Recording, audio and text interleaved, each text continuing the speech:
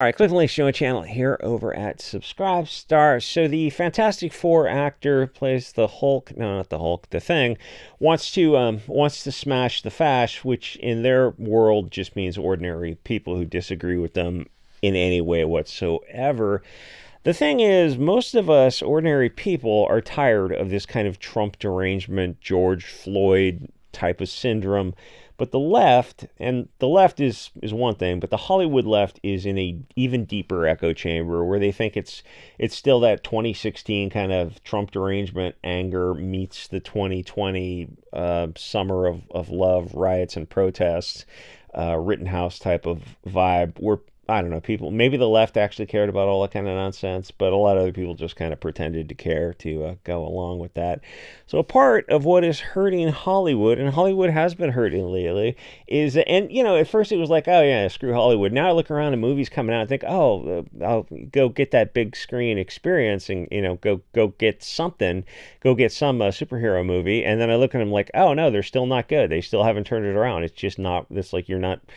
You can go sail the high seas for a little preview of the movie, and you go, if it looks fantastic, okay, then you go to the theater. You just watch the first 10 minutes of it, and it's like, so far that hasn't happened. They're just not good. So these people say just the dumbest shit on social media. And back in the day, they used to have public relations people as the filter, and getting rid of that has been very bad for Hollywood. So even the movies that there are examples of their hit movies, things like Deadpool 3 with the Wolverine, like they're back together again, and Hugh Jackson and Ryan Reynolds have got some chemistry together.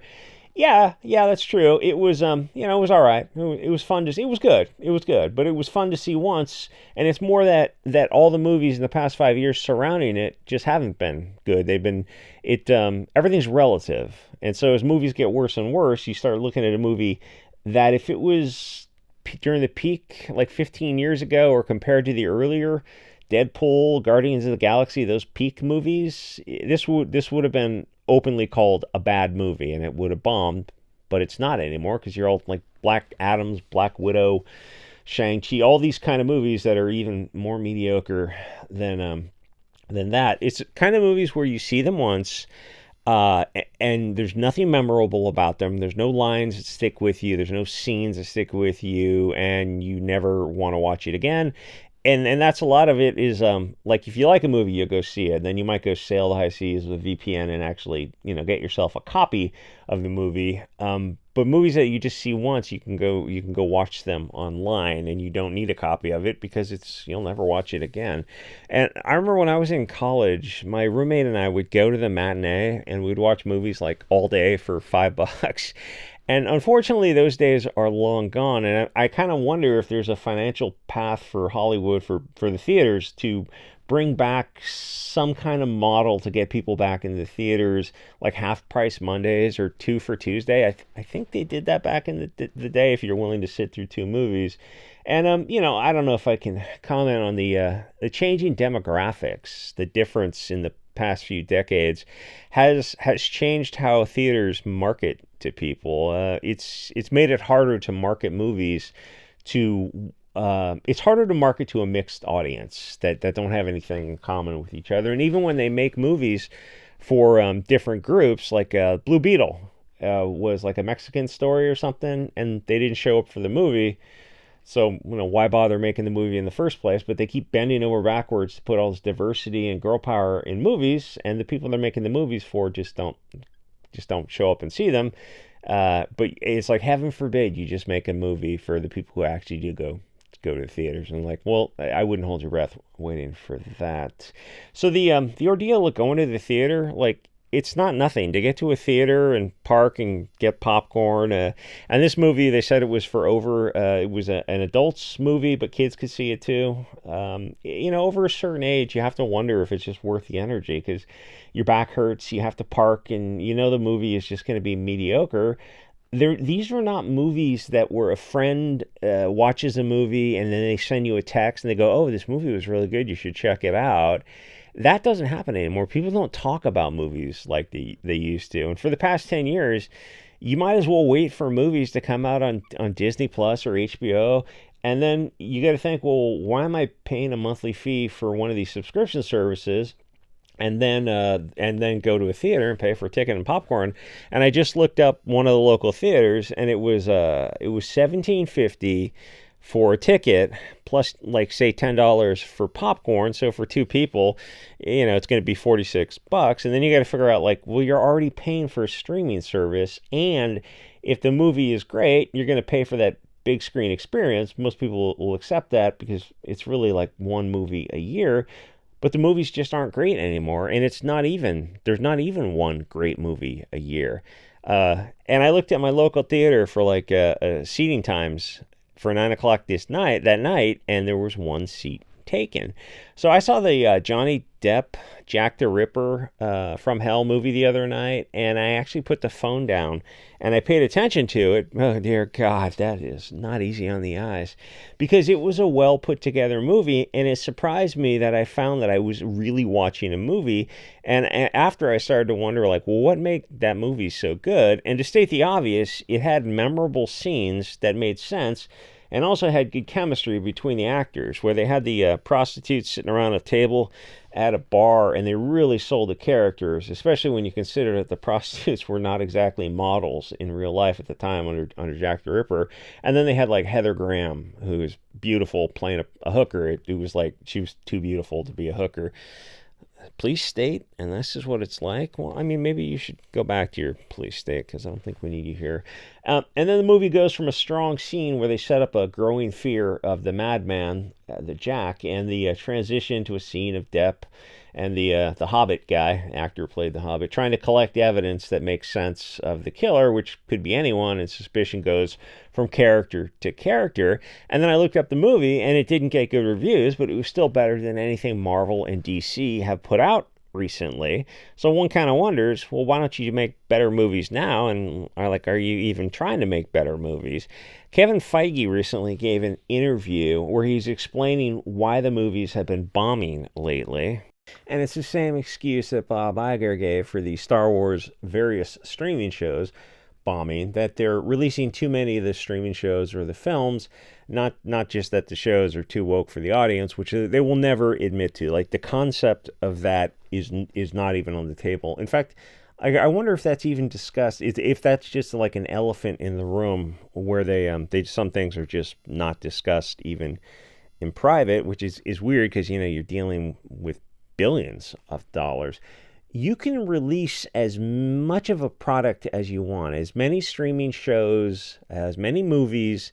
There's a huge audience out there, as long as they have good stories, chemistry, and no left-wing political propaganda, that should really be the first, is to look at these movies and go, how heavy-handed is it with propaganda? Or you go, do you think there's a left or right-wing bias? And they'd start shuffling around and getting nervous, because obviously they all have a left-wing bias. And the idea of, well, can you get some movie, some division of a movie company to make movies that are of a right-wing bias?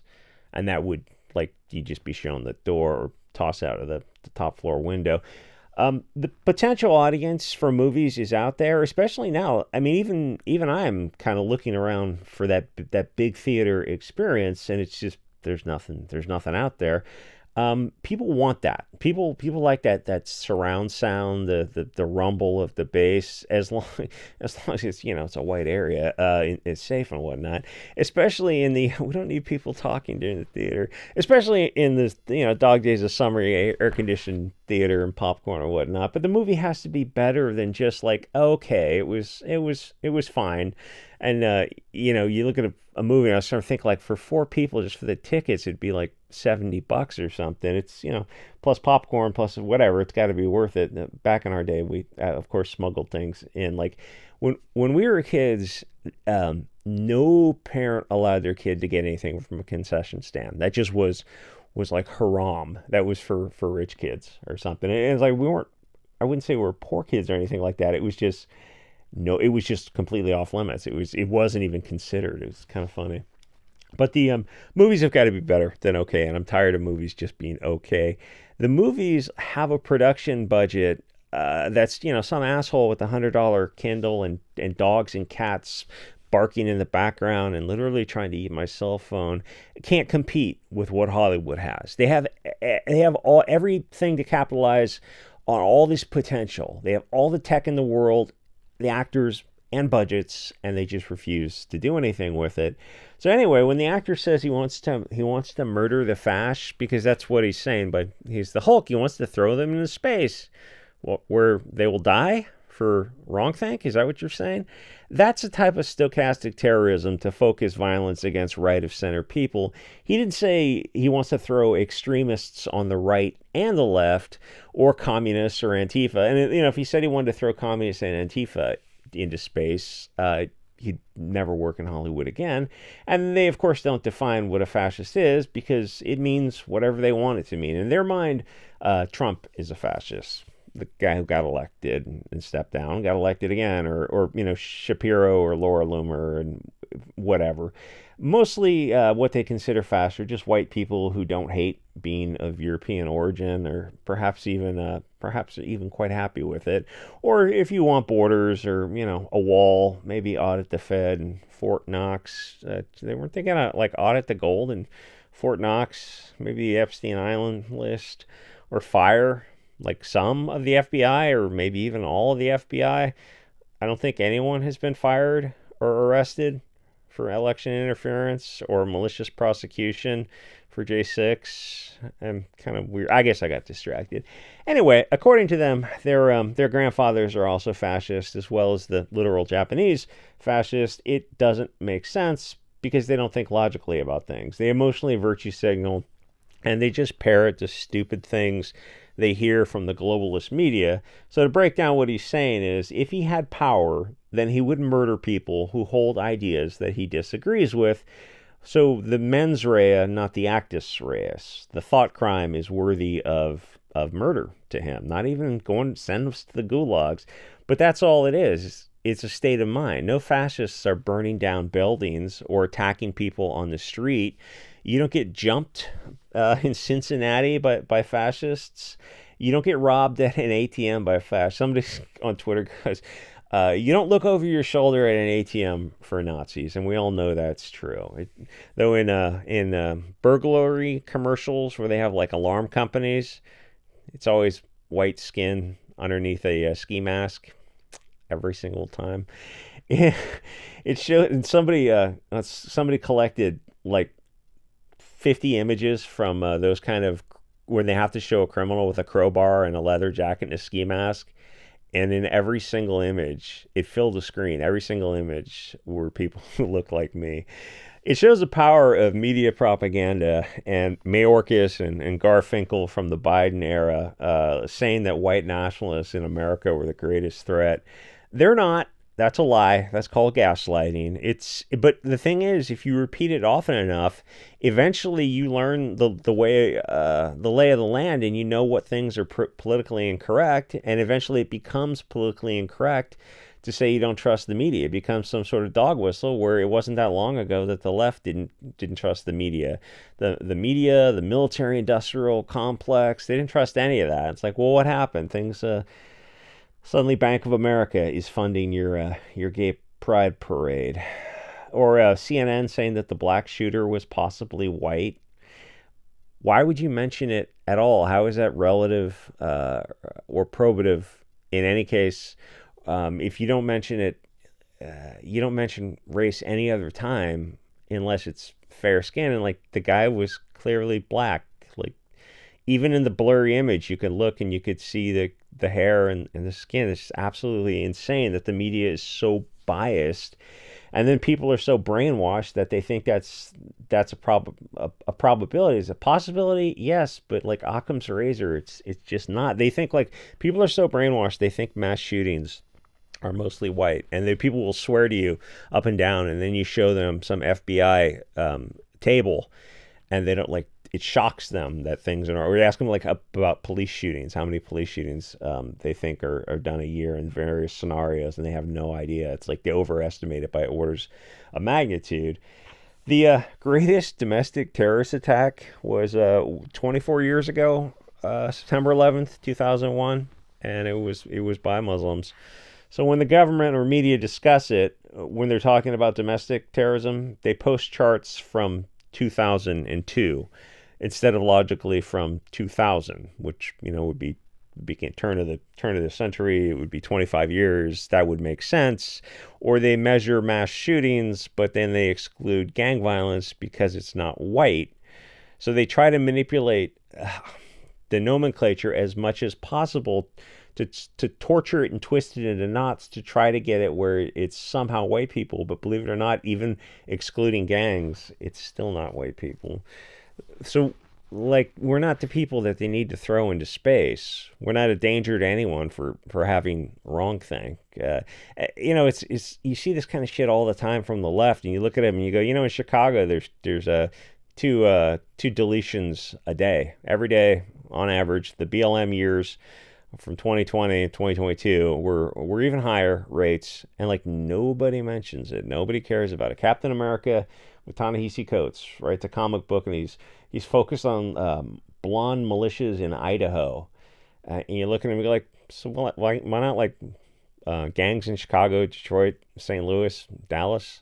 And it's like those are actually real, but it's not real to them. They live in this fantasy world, and they're openly lying to us, and they've been for so long that people are used to it, and people hear it, and repetition is the heart of propaganda. Not enough people stop and demand evidence, and even if they did, globalists have total control of the media and the schools, which means they have control of the narrative. So countering that narrative has to entirely be done on alt media. And honestly, we do amazing stuff for the limited reach and funds we have. Mostly it's helped because the mainstream media is so bad. CNN, it's a white shooter. You're looking at the image of a black guy walking with a rifle, and then when they found out it's black, they switched to gun control, Second Amendment type of stuff. It's all so tiresome. Anyway, like, comment, subscribe. See you guys all next episode.